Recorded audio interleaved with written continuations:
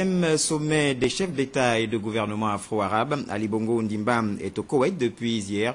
Aujourd'hui, le président gabonais a milité pour une union et une coopération de tous pour faire face aux défis auxquels sont confrontés les pays africains.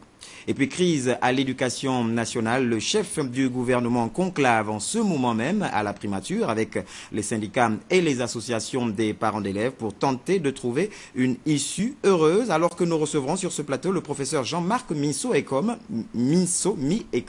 C'est le conseiller technique à l'éducation nationale. Il vient nous communiquer le programme de la tournée d'échange du ministre Séraphin Mundunga dans les établissements de Libreville.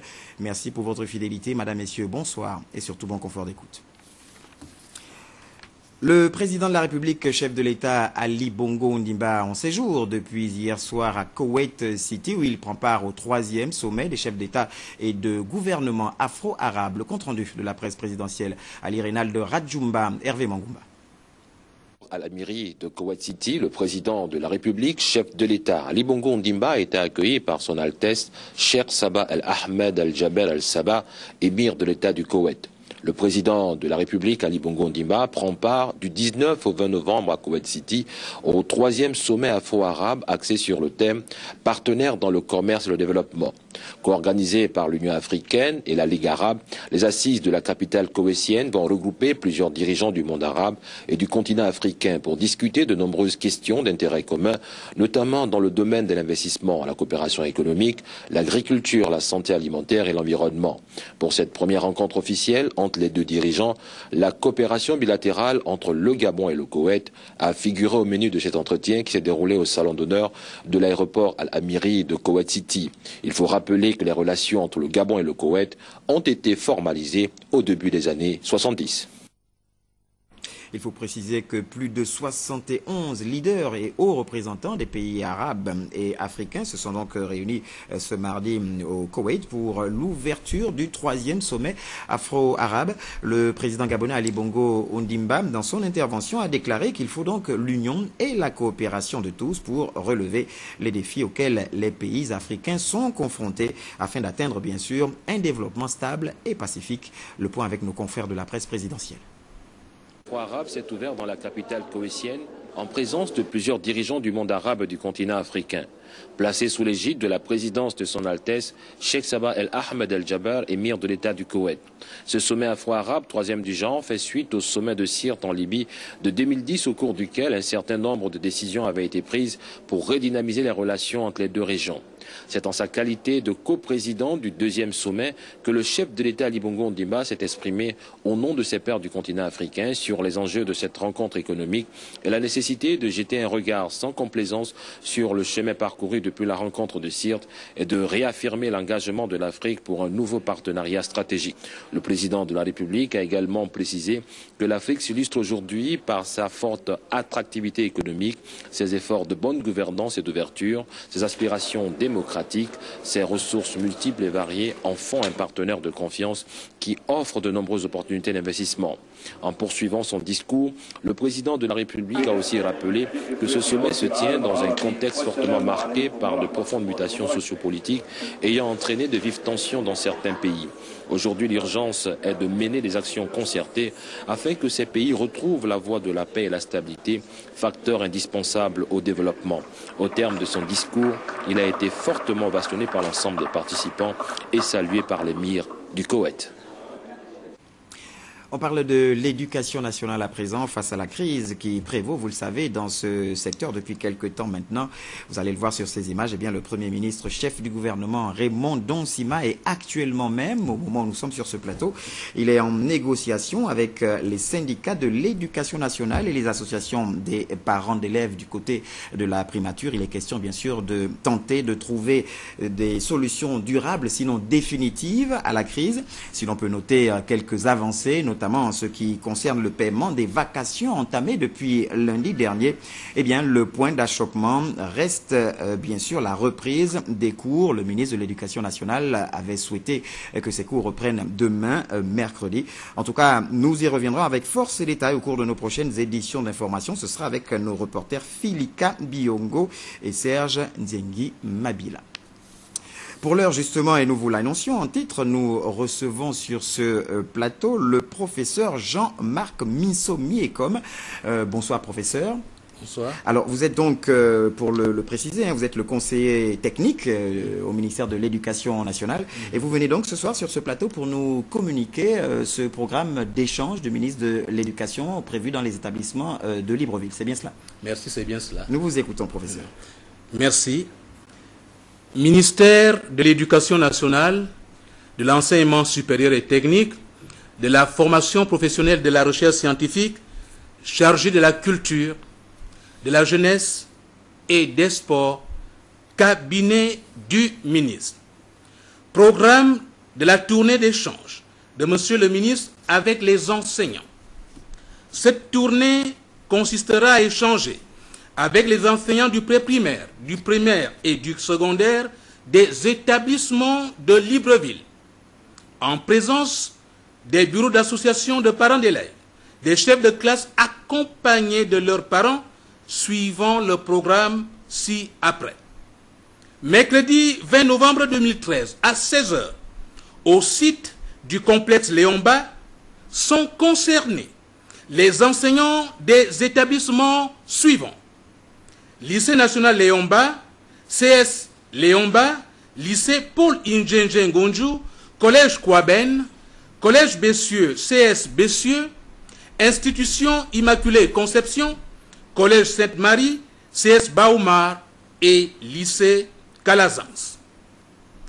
Jeudi 21 novembre 2013, à 17 h, au site du lycée d'Agongé, sont concernés les enseignants des établissements suivants: lycée d'Agongé, CS Louis Bigman, CS de Nikolongo, CS d'Avormbam, École publique d'Okala, École publique d'Agongé, École publique du Cap Esterias et École publique de Santa Clara. Vendredi 22 novembre 2013, à 17 h, au site du lycée d'application Nelson Mandela, sont concernés les enseignants des établissements suivants: lycée d'application Nelson Mandela, École publique Gros Bouquet 3 et 4, École publique NSAEB, École publique N7AEB et École publique de Louis. Samedi 23 novembre 2013, à 11 h, salle des conférences du ministère, réunion avec les 10 directeurs d'académie provinciale DAP, les 24 chefs de circonscription scolaire, les 16 chefs de base pédagogique, les chefs de zone et les directeurs des zones académiques. À 16 h, au site du lycée technique national Omar Bongo, sont concernés les enseignants de cet établissement, c'est-à-dire du lycée technique national Omar Bongo. Lundi 25 novembre 2013, à 17 h, au site du lycée Diba Diba, sont concernés les enseignants des établissements suivants: lycée Diba Diba, École publique d'Ali Bendin, École publique d'Amboé et École publique des Charbonnages. Mardi 26 novembre 2013, à 17 h, au site du lycée Jean-Hilaire Obameyege, sont concernés les enseignants des établissements suivants: lycée Jean-Hilaire Obameyege, CS Jean-Hilaire Obameyege, lycée Montalier, lycée Mohamed Arifani, lycée Mbélé, École publique d'Inzayon 1, 2, 3 et 4 et École publique d'Inzayon zone du lac. Mercredi 27 novembre 2013, à 17 h, site du lycée Jean-Baptiste Obian et Tougué, sont concernés les enseignants des établissements suivants: lycée Jean-Baptiste Obian et Tougué, lycée Bikele, lycée Doué d'Abani, lycée évangélique de Mélène, lycée public de Cité-Mébiam, école publique Fiban 1 et 2 et école publique du PK8. Vendredi 29 novembre 2013 à 17 h, au site de l'école publique de Damas 1, sont concernés les enseignants des établissements ci-après: École publique de Damas 1 et 2, École publique des PK, École publique de Plain-Selby-Ségué, École publique d'Awenje, École publique de Bellevue 3, École publique d'Ozungue, École publique d'Ozangue, École publique de Lala, Lycée Paul Emaneyere et CS Raymond Bouka. Samedi 30 novembre 2013 à 15 h, au site du lycée Georges Mabignat, sont concernés les enseignants des établissements suivants: lycée Georges Mabignat, CS Georges Mabignat, CS d'Akébé, collège Kourambouroué, collège évangélique d'Akébé, CS PAO, collège évangélique de Baraka, école publique de la Péri, école publique de Vénévoire, école publique d'Akébé 1 et 2, école publique de Bellevue 1 et 2, école publique de Kingele, école publique pilote 1 et 2 et école publique urbaine du centre. Enfin, lundi 2 décembre 2013 à 17 h, au site de l'école normale des instituteurs de Libreville et Nil, sont concernés les enseignants des établissements suivants: lycée d'excellence de Libreville, CS d'Alinakiri, CS d'Aoungu, école publique d'Aoungu, école publique d'Alinakiri, école publique de la SNI 1 et 2, école publique de l'Octra, école publique d'Akournam 1 et 2, collège catholique Jean-Marie Vianney et enfin collège Jérémy Bakokou Ba-Mouedi. Fête à Libreville le 19 novembre 2013, le ministre signé Séraphin Mundunga. Je vous remercie. C'est nous qui vous remercions, professeur Jean-Marc Minso, sans peut-être vous pousser à trahir le contenu de ces échanges. On a vu qu'il y a plusieurs établissements concernés.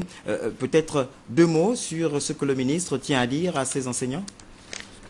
Oui, 2 mots sans avoir été mandaté et sans être dans les secrets de souveraineté de monsieur le ministre. On peut opiner semblant, ce ne sont que des probabilités. Bien sûr, bien sûr. Des probabilités. Bien sûr. On peut opiner 3 principaux sujets. Premièrement, des sujets ou des aspects qui ont trait aux réformes, la politique des réformes, telle qu'impulsée par le chef de l'État, suite, n'est-ce pas, aux États généraux.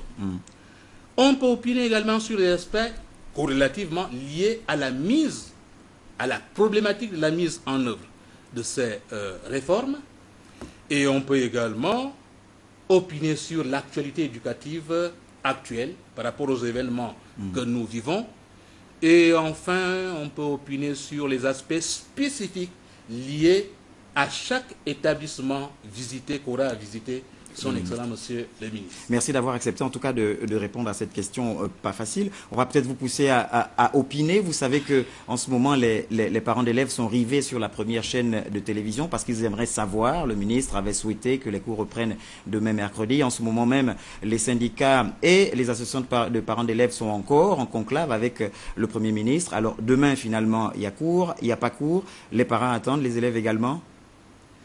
Veillons attendre, n'est-ce pas, les décisions qui découleront de l'échange que tient en ce moment son Excellence, Monsieur le Premier ministre. On dit que le gouvernement ne communique pas. Là, c'est une procédure, entre autres procédures de communication, tenue par le gouvernement et le ministre pour parler, n'est-ce pas, du ministère de l'Éducation nationale. Et nous vous en remercions d'ailleurs. Je rappelle à toutes fins utiles à nos téléspectateurs que nous recevions là donc le conseiller technique à l'Éducation nationale, c'est le professeur Jean-Marc Minso Mienkom. Il venait là nous livrer donc le programme de la tournée d'échange du ministre de l'Éducation nationale dans les établissements de Libreville. Merci professeur, vous restez avec nous pour la suite de l'actualité. Notez que la salle d'apparat du palais de justice de Libreville a servi servi de cadre ce jour à l'audience solennelle de départ à la retraite du procureur adjoint Ndong Paul Thomas, atteint donc par la limite d'âge. Plusieurs personnalités judiciaires ainsi que les parents du magistrat retraité étaient présents. Et parmi les présents également notre rédaction représentée par Marie-Jo Moussavou Moundiégou et Jean-Pierre Moussouali. Cette cérémonie, qui est la continuité de celle qui a eu lieu le 3 mai de l'année en cours dans la même salle, symbolise désormais l'occasion propice pour les magistrats, greffiers et tout le personnel en service à la Cour de cassation de se séparer dans l'harmonie avec l'un de leurs. Vous partez après avoir servi durant plus de 27 ans au parquet général de la Cour de cassation en laissant un bel exemple aux jeunes. Il suffira à ces derniers de reconnaître les étapes de votre carrière pour apprendre ce qu'est un bon juge. Certes, monsieur le procureur général adjoint, vous ne pouvez pas dire comme tant d'autres, je me retire après avoir fait fortune. Ce vocabulaire n'a pas cours dans notre métier. Et la meilleure part de votre fortune, c'est la certitude d'avoir bien travaillé. Pour le haut magistrat de la Cour de cassation qui dit avoir franchi toutes les étapes de sa carrière, Ndong Paul Thomas a eu ces quelques mots à l'endroit de ses collègues qui restent en fonction. À mes chers collègues, je vous rappelle que la fonction de magistrat, bien que noble, est délicate et sujette à diverses tentations. Vous n'y succomberez pas. Travaillez avec abnégation, probité et dignité. Votre longue et brillante carrière que je vous souhaite est à ce prix. Dans son discours, le premier président de la Cour de cassation, Honoré Mundunga, a dit qu'il est certain qu'à ces moments de grande contrariété, la sagesse et l'humilité deviennent non pas des refuges, mais des germes de l'amour du prochain. Cet instinct de sociabilité est perceptible à chaque départ, séparation ou rupture. Surtout que dans le vide que laisse celui qui s'en va, tout comme dans le train qui l'amène au lointain, se logent les incertitudes de l'inconnu. Chaque départ, chaque séparation, chaque rupture est une souffrance qui écume nos cœurs. Ne dit-on pas communément que tout changement, même le plus souhaité, a sa part d'amertume? Donc Paul Thomas, l'homme du mois de novembre, est né le 8 novembre 1948 à Libreville. Il intègre la profession de magistrat un mois de novembre et il quitte le parquet ce 19 novembre 2013 après avoir servi la nation pendant 39 ans. Et puis le CNC, le Conseil national de la communication, organise depuis ce matin un atelier national sur le traitement de l'information en période électorale. Les assises qui s'étendent sur 3 jours sont donc organisées en partenariat avec l'UNESCO, AFRAM et le PNUD. Et elles visent à aider les journalistes à couvrir la période électorale dans les meilleures conditions de professionnalisme. Et c'est le président du CNC, Guy Bertrand Mapangou, qui a donc ouvert les travaux devant nos reporters Stevie Oyan Mesui et Serge Ndiengi Mabila. Un contexte où l'implication des médias en période électorale reste marquée par des intimidations, des recriminations et parfois des harcèlements.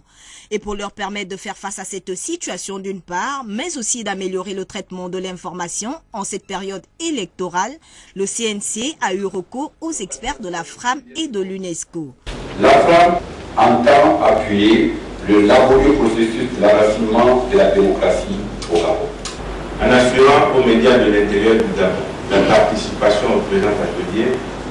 Nous réaffirmons notre engagement à contribuer aux côtés des autorités gabonaises à l'amélioration de la qualité du contenu des médias sur toute l'étendue du territoire national. Les élections locales du 14 décembre prochain sont doublement particulières en ce sens que c'est le premier scrutin qui fera l'expérimentation de la biométrie. En plus, elle concerne un mode de scrutin, la proportionnelle, dont les contours ne sont pas toujours maîtrisés par les électeurs et les partis politiques. Il est donc vital que les journalistes, en tant qu'intermédiaires entre d'un côté les électeurs et d'autre les candidats et les partis politiques, soient bien formés, disposent de repères professionnels et déontologiques pour diffuser une information juste et équilibrée sur les candidats, les programmes de ces candidats, le processus électoral et donne à chaque citoyen les clés nécessaires pour mieux comprendre les enjeux du scrutin et voter à toute connaissance de cause. Les participants ont donc 3 jours pour acquérir les rudiments nécessaires permettant d'affronter la prochaine élection locale, de sorte à ce qu'au lendemain du 14 décembre prochain, on n'ait plus rien à redire sur la couverture médiatique. Et puisqu'on parle communication, notez que le président de la Commission nationale de la carte professionnelle, le PRES, invite l'ensemble des professionnels du secteur de la communication à bien vouloir prendre part à la cérémonie d'ouverture de la 2e session annuelle de la carte professionnelle de presse qui aura lieu demain, mercredi 20 novembre 2013 à 15 h à la maison Georges Ravery, donc ici même du côté de Gabon Télévision. Par ailleurs, il demande aux postulants de bien vouloir retirer les fiches de candidature à la direction générale de la communication au ministère de l'économie numérique, porte numéro 106. Du côté de l'Assemblée nationale, notez que le Réseau national des femmes députées organise un atelier de sensibilisation sur les questions de santé féminine. C'est demain également, mercredi 20 novembre 2013, dès 9 h. Et ce sera dans la salle Georges Damas Aleka au premier étage du Palais Léomba. Les thèmes retenus sont donc les cancers gynécologiques ou féminins et également la prise en charge de la ménopause. La présence de tous les membres du réseau et des invités est vivement souhaitée. À l'Assemblée nationale où les séances plénières se sont poursuivies ce matin, les députés ont donc adopté la loi de finances pour l'année 2014 et la loi de finances rectificative 2013. Et c'est le président de l'Assemblée nationale, Guinzou Badama, qui a présidé cette plénière à laquelle ont d'ailleurs pris part les ministres en charge de l'économie et également du budget. Le reportage de nos confrères Henri Nestor Njave, Timboulende, Amédée Mavungu. Fort de cette séance plénière présidée par le président de l'Assemblée nationale, M. Guizou Badama, et à laquelle prenaient part le ministre du budget Rose Cristiano Soukaraponda et le ministre délégué à l'économie Désiré Guédon, l'adoption à l'unanimité des députés présents en première lecture du projet de loi de finances pour l'année 2014 en hausse de 194,6 milliards de francs CFA par rapport à la loi de finances rectificative 2013. Selon les estimations du cadrage macroéconomique, les hypothèses ont été déclinées et la loi des finances pour l'exercice 2014 relative aux ressources s'évalue désormais à hauteur de 3 335,8 milliards de francs CFA, dont 2 851,7 milliards de francs CFA en ressources propres et 484,1 milliards de francs CFA en ressources d'emprunt, soit une hausse de 194,16 milliards de francs CFA à 2013. Ce projet de loi de finances, selon le ministre du Budget, s'inscrit dans le sens de la poursuite de la mise en œuvre du plan stratégique Gabon émergent qui, faut-il le rappeler, traduit la volonté du président de la République d'accélérer la transformation de l'économie en vue de relever la croissance, renforcer le secteur social et le développement et faire du Gabon un pays émergent en 2025. Entre autres priorités en 2014, en termes de dépenses d'investissement. À l'intensification des travaux de mise en œuvre du plan directeur national des infrastructures. 2. Aux travaux de transformation de l'axe Lalala-Port-Molle de Libreville. 3. À l'accroissement des structures d'accueil et de la qualité de l'enseignement par la mise en œuvre du programme d'infrastructure de l'éducation nationale. 4. Au financement du plan sécurité et défense. 5. Au lancement effectif des travaux de construction des camps, casernes et commissariats. Soulignons qu'auparavant, les honorables députés ont adopté également à l'unanimité la loi des finances rectificatives 2013 avec cette appréciation du ministre du Budget. Toutes les inquiétudes et les préoccupations dont ont fait montre les honorables députés par rapport à l'exécution du budget 2013 nous interpellent le gouvernement et que nous allons nous atteler justement à revoir et accélérer le rythme d'exécution et à mieux contrôler pour que les projets qui sont inscrits dans la finance 2013 puissent être exécutés de manière efficace. Précisons que dans le cadre de ces activités annuelles, le Réseau national des femmes députées organise donc ce 20 novembre un atelier de sensibilisation et d'information sur les cancers féminins et la prise en charge de la ménopause. Et par ailleurs, se tiendra donc le mercredi 27 novembre prochain une séance d'interpellation des membres du gouvernement dont le Premier ministre chef du gouvernement, Raymond Donsima. Et justement, le camarade Raymond Dongsima, membre du bureau politique et tête de liste du Parti démocratique gabonais, notamment dans le département du Woleu, pour les élections locales du 14 décembre 2013, il convie les honorables députés, le vénérable sénateur, les membres du bureau politique et du Conseil national des 5 cantons de ce département résidant ou de passage à Libreville à une importante réunion qu'il présidera demain, mercredi 20 novembre 2013 à 16h. Et ce sera au siège du parti, au quartier Louis. La présence de tous est de rigueur. On parle de cette rencontre du côté du ministère de l'économie. Le numéro 1 de ce département a longuement échangé avec une délégation de la Banque mondiale. Les questions liées à l'amélioration du climat des affaires étaient au menu justement de cette rencontre. Et c'était devant nos reporters Augustin Ziengui et Yvette Okosa. C'est Mongomo, le chef-lieu du Wollen-Sas, qui a abrité cette réunion, la 4e du genre. Instaurée depuis le juin 2011, la commission mixte permanente de sécurité transfrontalière réunit régulièrement le Gabon et la Guinée équatoriale de façon alternative pour discuter des questions consulaires et de sécurité aux frontières des deux États. Rapport sur le programme de sensibilisation des autorités et des populations transfrontalières et adoption d'un programme de sensibilisation conjoint pour les autorités des deux pays. Inventaire et enregistrement des embarcations de pêche dans les zones de pêche communes aux deux pays. Échange d'informations entre les autorités transfrontalières des deux pays. Avant la session ministérielle, ce sont les experts issus des affaires étrangères, de l'intérieur, de la défense, de la justice et de l'immigration des deux pays qui planchent sur les dossiers à soumettre aux membres des gouvernements respectifs. Pour la session ministérielle, c'est Jean-François Ndongou, ministre de l'Intérieur, qui conduit la délégation gabonaise. À ses côtés, le ministre de la Défense nationale, Pacom Rufin Onzunga. Pour la Guinée équatoriale, 7 membres du gouvernement, avec en tête le vice-premier ministre en charge de l'Intérieur, Clemente Engongue. Nos deux chefs d'État frères attachent du prix aux conclusions sorties des présentes assises pour une coopération transfrontalière renforcée. Le Gabon et la Guinée équatoriale mettent en valeur ce mode de coopération au regard des autres entités étatiques du continent.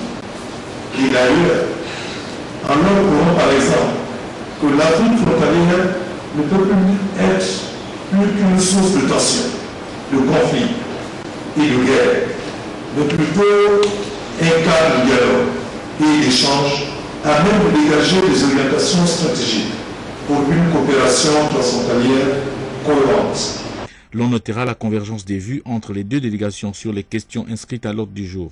Et pour les autres questions, la partie équatorienne a fait une communication sur la décision de son gouvernement de ne pas, pour le moment, être en mesure d'appliquer la décision de chef d'État et de gouvernement relative à la libre circulation des biens et des personnes dans l'espace CEMAC. La partie gabonaise.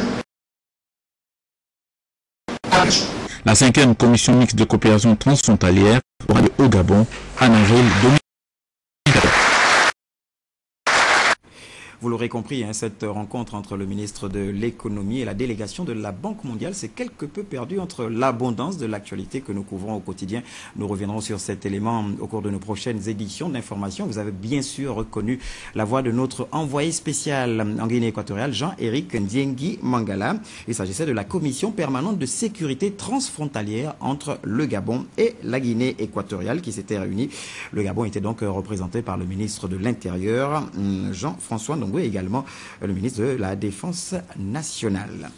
Nous parlons à présent de cette eau potable retrouvée du côté de Lambaréné. Un grand ouf de soulagement en tout cas pour les populations du premier arrondissement. C'est depuis samedi dernier. Désormais, elles seront servies en eau potable grâce notamment à une restitution de 17 pompes publiques dont la sénatrice Rose-Francine Rogombe a lancé l'opération de mise en service le week-end dernier à Lambaréné. Guy Roger Lendira.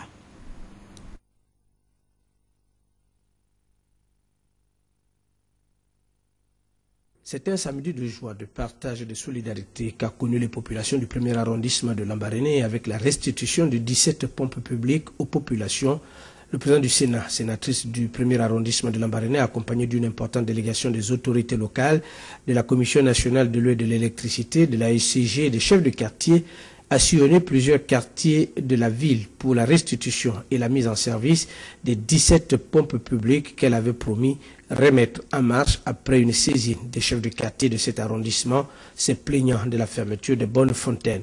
Cette restitution intervient un an après une mission conjointe Sénat Commission nationale d'eau et d'électricité sur le terrain, avec objectif d'apporter des solutions pérennes dans la distribution d'eau potable dans le réseau public de Lambaréné. Et pour apporter une aide aux populations économiquement faibles, Mme Rose Francine Rogombe avait décidé en son temps de prendre l'initiative, en attendant la fin des travaux, engagés d'honorer les factures de ces dernières. C'est donc une œuvre sociale en faveur des compatriotes que vient de réaliser la sénatrice de Lambaréné. Je voudrais tout d'abord vous remercier de vous être mobilisés si largement à l'occasion de cette cérémonie. Il s'est agi de la mise à disposition aux populations d'un ensemble de nouvelles bonnes fontaines, 17 au total. Il est évident que ces installations ne doivent pas devenir des lieux insalubres, des laveries où l'eau viendrait à être utilisée de manière irresponsable. En restituant officiellement les pompes publiques du 1er arrondissement de Lambaréné, la Commission nationale d'eau et d'électricité a souhaité un bon usage des nouvelles pompes conçues pour la préservation de l'environnement et la lutte contre le gaspillage d'eau. Les chefs de quartier remercieront le président du Sénat pour la parole tenue et la mairie, par la voix de Madame le maire du 1er arrondissement, reconnaîtra le bien fondé de cette action de Madame Rose Francine Rogombe qui répond parfaitement à la vision du chef de l'État dans le triptyque partage, développement et paix. Et Rose Francine Rogombe, bien sûr, en s'adressant aux populations du 2e arrondissement, de réaffirmer sa volonté déjà engagée de résoudre ce problème d'eau, tout en remerciant bien sûr les partenaires qui ont contribué à la réalisation de ce projet. Le projet correspond à un engagement que j'avais pris il y a un an suite à une sollicitation des chefs de quartier en ce sens. La demande était notamment justifiée par l'élargissement de certaines zones d'habitation dans le 1er arrondissement, ce qui avait pour conséquence de priver des secteurs entiers de la commune de la denrée précieuse qu'est l'eau potable. Je pense en particulier aux populations économiquement faibles. Je suis heureuse que cet engagement ait pu être concrétisé. Ce projet a été appuyé par le Conseil national de l'eau et de l'électricité. Je voudrais à cet égard remercier le ministre en charge des ressources hydrauliques qui a eu une oreille très attentive sur ce dossier. Il me faut aussi remercier les familles qui ont vite compris l'intérêt de cette opération en acceptant provisoirement que leur point de livraison d'eau profite à la communauté ou que les pompes soient installées sur une partie de leur parcelle. Toutes ces générosités ont contribué à la réalisation de ce projet. Il s'agit d'un bel exemple de solidarité et d'appui à une activité d'intérêt général. Nous devons progressivement abandonner les pratiques de consommation d'eau de pluie, de rivière ou de puits. Fort de ce qui précède, il n'est pas négligeable d'appuyer tous les efforts que le gouvernement déploie pour assurer à tous l'accès à l'eau potable. Ce dont devrait accroître le parc disponible de bornes fontaines et permettre à un plus grand nombre d'accéder à cette commodité des temps modernes. Il est connu de tous que le pays tout entier est confronté à des difficultés en matière d'eau et d'électricité. Je n'ignore donc pas les préoccupations légitimes des populations du 2e arrondissement de la commune de Lambaréné sur cette question vitale de l'eau. Nous travaillons à aplanir cette difficulté et j'ai bon espoir que nous parviendrons progressivement à une situation satisfaisante pour tous. Sur instruction du distingué camarade président, le secrétariat exécutif organise une réunion dans le cadre de la préparation des prochaines élections locales du 14 décembre 2013. Y sont conviés les membres du bureau politique, les secrétaires nationaux, les membres du bureau national de l'UJPDG, les membres du bureau national de l'UFPDG, les secrétaires provinciaux, communaux et d'arrondissement présents à Libreville, les têtes de liste présents à Libreville. Cette réunion a lieu demain, mercredi 20 novembre 2013. À Libreville, au stade d'Angonje, dès 14h30. L'ordre du jour sera communiqué, séance tenante, et la présence de tous est vivement souhaitée. Mettre fin aux violences faites aux enfants, c'est le thème retenu pour la célébration chaque 20 novembre de la Journée mondiale des droits de l'enfant. À cette occasion, la ministre de la Justice, garde des Sceaux, des droits humains et des relations avec les institutions, Ida Reteno-Assonwe, a prononcé donc une allocution que nous vous invitons à écouter. Il s'agit d'un extrait. À l'instar des autres pays membres de l'Organisation des Nations Unies, le Gabon, notre pays, célèbre ce 20 novembre 2013 la Journée mondiale des droits de l'enfant.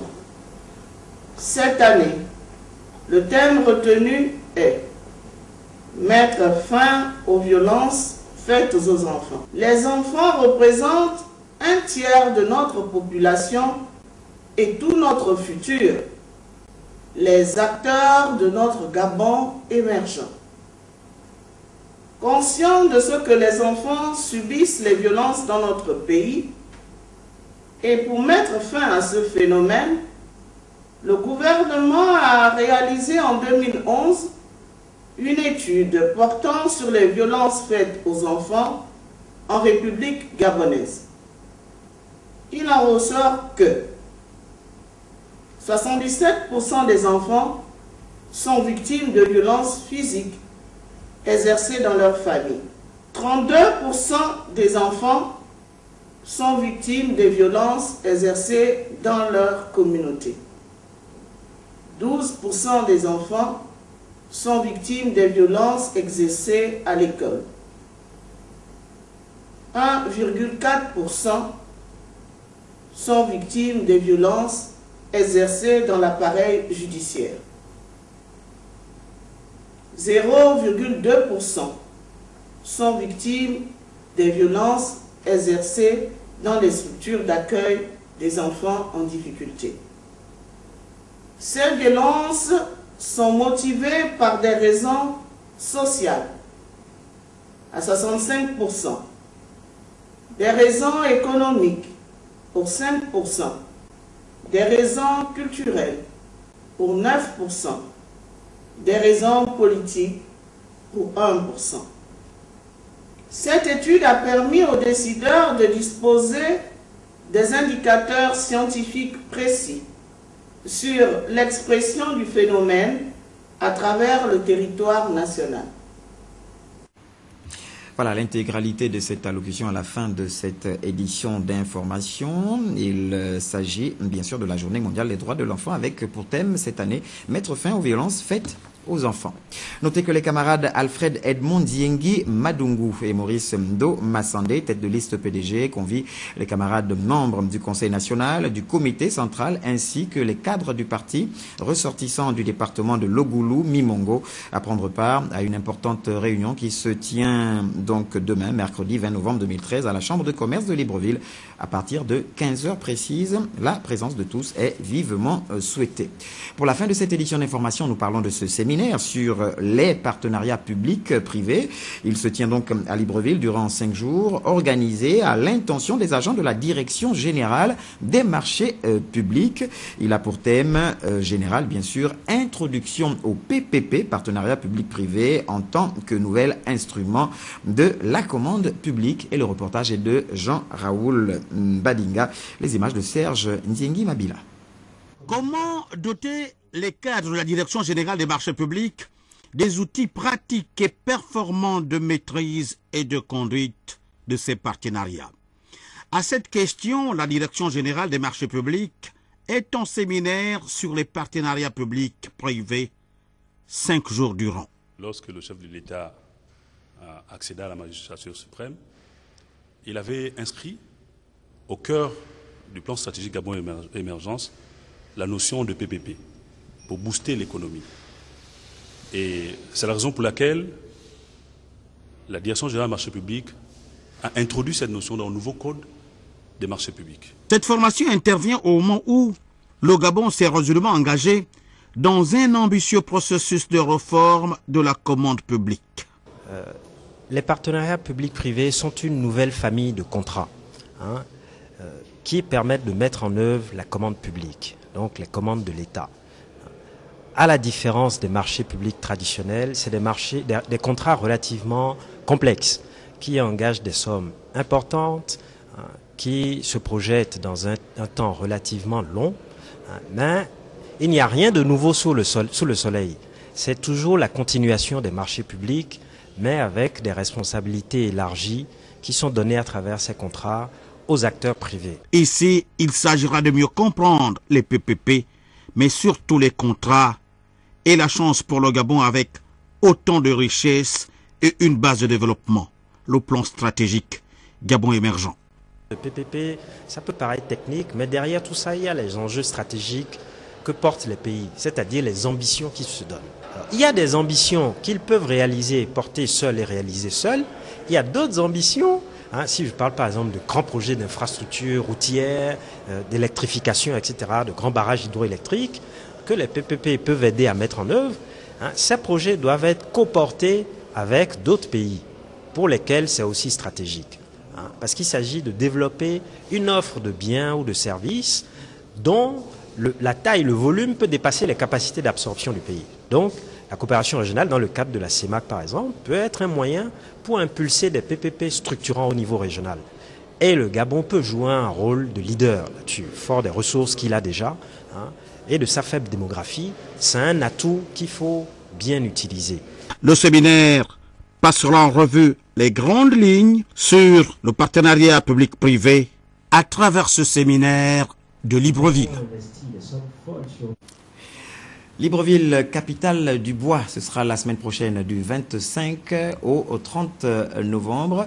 Le Gabon abrite donc la 49e session du CIBT, le Conseil international des bois tropicaux, un événement placé sous le haut patronage du président de la République, chef de l'État, Ali Bongo Ondimba. C'est la fin de cette édition d'information, brillamment coordonnée, bien sûr, par l'oxygène de notre rédaction, Stevie Oyan Mesui, avec elle, bien sûr, le garant de la rédaction, Alain Christian Oula, précieuse collaboration de Jerry Bougou Bivigou, avec moi, bien sûr, Jean de Dieu Mamoudou pour le cadre. Merci à Christian Olélé et toute son équipe qui ont réalisé cette édition d'information sous le regard bienveillant de Christian Olélé. À demain 20h.